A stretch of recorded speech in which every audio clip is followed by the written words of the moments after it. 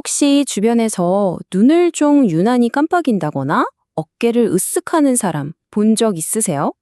저거 그냥 버릇이겠거니 하고 생각하기 쉽잖아요. 오늘은요, 그 단순한 행동 이면에 숨겨진 틱장애의 세계를 아주 쉽고 명확하게 한번 파헤쳐 보겠습니다. 맞아요. 이게 모든 게 정말 사소해 보이는 움직임, 예를 들면 눈을 좀 더 자주 깜빡이는 것. 바로 이런 데서 시작될 수 있거든요. 대부분은 처음엔, 피곤한가 보다 하고 그냥 대수롭지 않게 여기는 경우가 많죠. 자, 그런데 여기서 진짜 중요한 질문이 하나 생깁니다. 과연 이걸 그냥 단순한 버릇으로만 볼 수 있을까요? 오늘 저희는 바로 이 질문에서부터 시작해서요. 단순 습관과 우리 뇌의 신호가 만들어내는 신경학적인 상태, 그 사이의 경계를 아주 명확하게 한번 그어보려고 합니다. 좋습니다. 그럼 이제 본격적으로 틱의 세계로 한번 들어가 볼까요? 우선 의학적으로 틱이라는 걸 대체 어떻게 정의하는지 그 개념부터 확실하게 짚고 넘어가 볼게요. 틱의 의학적인 정의는 이렇습니다. 여기서 제일 중요한 단어는 바로 비자발적이라는 거예요. 그러니까 내 의지랑은 상관없이 일어난다는 거죠. 근데 여기서 또 되게 흥미로운 점이 하나 있어요. 아주 잠깐 동안은 의식적으로 이걸 참을 수 있다는 거예요. 바로 이 점이 틱을 이해하는 아주 중요한 열쇠가 됩니다. 틱은요, 크게 보면 몸의 움직임으로 나타나는 운동틱이랑 소리를 내는 음성틱으로 나눌 수 있어요. 그리고 각각의 틱은 또 단순한 형태랑 좀 더 복잡한 형태로 구분이 됩니다. 예를 들어서 눈 한 번 깜빡이는 건 단순 운동틱인데 갑자기 점프를 하면서 자기 몸을 때린다. 이건 복합 운동틱이죠. 헛기침 한 번 하는 건 단순 음성틱, 다른 사람 말을 그대로 따라하는 건 복합 음성틱에 해당하고요. 보시는 것처럼 틱의 스펙트럼은 우리가 생각하는 것보다 훨씬 넓고 다양합니다. 그럼 우리가 흔히 듣는 틱장애랑 뚜렛 증후군은 뭐가 다른 걸까요? 결정적인 차이는 바로 틱의 조합에 있습니다. 아주 간단히 말해서요. 운동틱 또는 음성틱 둘 중 한 종류만 1년 넘게 나타나면 지속성 틱장애라고 하고요. 반면에 여러 종류의 운동틱 그리고 최소 하나 이상의 음성틱이 함께 1년 이상 나타날 게 바로 이걸 뚜렛 증후군이라고 진단하는 겁니다. 또는이냐 그리고냐 이 차이죠. 그렇다면 이런 틱 증상은 한 번 생기면 평생 가는 걸까요? 다행히 그렇지는 않습니다. 지금부터는 틱이 시간이 흐르면서 어떤 여정을 거치게 되는지 그 일반적인 과정을 한번 같이 따라가 볼게요. 자, 이 타임라인을 보시면 틱의 일반적인 생애 주기를 한눈에 볼 수 있어요. 보통 만 3세에서 7세 사이에 얼굴 주변에서 처음 시작되거든요. 근데 정말 흥미로운 점은요. 증상이 점차 머리에서 몸통, 다리 쪽으로, 그러니까 위에서 아래로 내려가는 경향을 보인다는 거예요. 이걸 두미 방향 진행이라고 하는데요. 보통 10대 초반에 증상이 가장 심했다가 청소년기를 지나면서 10명 중에 6명에서 8명은 눈에 띄게 좋아지거나 아예 사라지기도 합니다. 이건 정말 희망적인 소식이죠. 그리고 틱의 또 다른 아주 중요한 특징이 있어요. 바로 이 악화와 완화 패턴인데요. 이게 무슨 말이냐면 증상이 계속 똑같이 유지되는 게 아니라는 거예요. 마치 파도가 막 밀려왔다가 또 스르르 쓸려가듯이 증상이 심해졌다가 또 한동안은 괜찮아지기를 반복하는 것. 이게 바로 틱의 아주 자연스러운 경과입니다. 자, 그럼 도대체 우리 뇌 속에서 무슨 일이 일어나길래 이런 틱이 생기는 걸까요? 지금부터는 그 신경과학적인 원인을 찾아서 뇌 속으로 한번 깊숙이 들어가 보겠습니다. 비유하자면 우리 뇌의 브레이크가 고장난 것과 아주 비슷해요.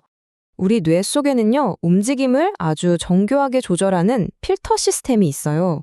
이걸 쉽게 3단계로 나눠보면 먼저 대뇌 피질에서 이런 움직임 한번 해볼까 하고 여러 아이디어를 막 내요. 그러면 2단계에서 기저핵이라는 일종의 필터, 문지기가 불필요한 움직임은 싹 걸러내고 꼭 필요한 움직임만 통과시키는 거죠. 마지막으로 시상이라는 부위가 이 승인된 명령을 다시 뇌로 전달해서 실제 움직임이 일어나게 하는 겁니다. 그런데 말이죠. 틱장애는 바로 이 정교한 필터 시스템에 문제가 생긴 상태를 말하는 겁니다. 원치 않는 움직임을 걸러주는 이 필터, 다시 말해 우리 뇌의 브레이크가 제대로 말을 듣지 않는 거죠. 이 브레이크 고장은 뇌 속에 있는 화학 물질, 그러니까 신경 전달 물질의 불균형 때문에 일어나는 걸로 보고 있어요. 자동차에 비유해 볼까요? 움직임을 만들게 하는 가속 페달 역할의 도파민은 너무 과하게 분비되고 불필요한 움직임을 멈추게 하는 브레이크 역할의 가바, GABA는 부족해지는 거예요. 어떤 상황인지 상상이 가시죠? 가속 페달은 계속 밟히는데 브레이크는 말을 잘 안 듣는 아주 아슬아슬한 상태인 셈입니다. 지금까지는 뇌가 어떻게 작동하는지 기계적인 원리를 좀 살펴봤는데요. 그럼 실제로 틱을 경험하는 사람의 내면은 어떨까요? 그들은 대체 뭘 느끼기에 그런 행동을 하게 되는 걸까요? 그 견딜 수 없는 충동의 정체를 한번 알아보겠습니다. 정말 놀라운 사실인데요.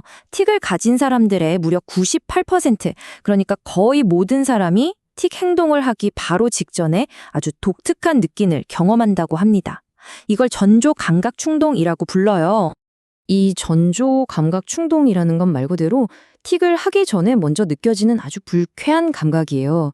당사자들은 이걸 몸 어딘가가 간질거리는 느낌, 긴장감, 압박감, 뭔가가 너무 불편해서 이걸 꼭 터트려서 해소해야만 할 것 같은 느낌이라고들 표현해요. 재채기라 나오기 직전에 코가 막 간질간질한 그 느낌, 딱 그걸 상상하시면 아주 비슷할 겁니다. 바로 이 지점이 오늘 내용의 핵심입니다. 틱은 그냥 내 의지와 상관없이 툭 튀어나오는 움직임이 아니라는 거예요. 오히려 이 견디기 힘든 불쾌한 내부 감각을 해소하기 위한 어쩔 수 없는 반응이라고 이해해야 합니다. 그 행동을 해야만 그 찝찝하고 불편한 느낌이 잠시나마 사라지니까요. 자, 그럼 지금까지 우리가 살펴본 이 모든 조각들을 한번 모아볼 시간입니다. 틱에 대한 이러한 깊은 이해가 우리에게 어떤 희망을 줄 수 있을까요? 오늘 내용의 핵심 다시 한번 정리해 볼까요? 첫째, 틱은 나쁜 버릇이 아니라 뇌의 문제입니다. 둘째, 대부분 시간이 야기되어서 저절로 좋아지는 경과를 보인다는 것. 셋째, 그 원인은 뇌의 브레이크 고장에 있다는 점. 그리고 넷째, 당사자는 전조 충동이라는 불편한 감각을 해소하기 위해 그 행동을 한다는 것. 이 네 가지만 기억하셔도 틱을 완전히 다른 시각으로 바라보게 되실 겁니다. 이처럼 왜 저런 행동을 하는지 그 신경학적인 원리를 이해하는 것. 이게 바로 모든 변화의 시작점이에요. 의지가 약해서 그래 라는 오해와 비난 대신에 아, 뇌가 지금 도와달라고 신호를 보내는구나 라고 생각하게 되니까요. 이런 이해는 당사자와 가족 모두에게 정말 큰 힘을 주고 효과적인 치료의 문을 활짝 열어주는 열쇠가 됩니다.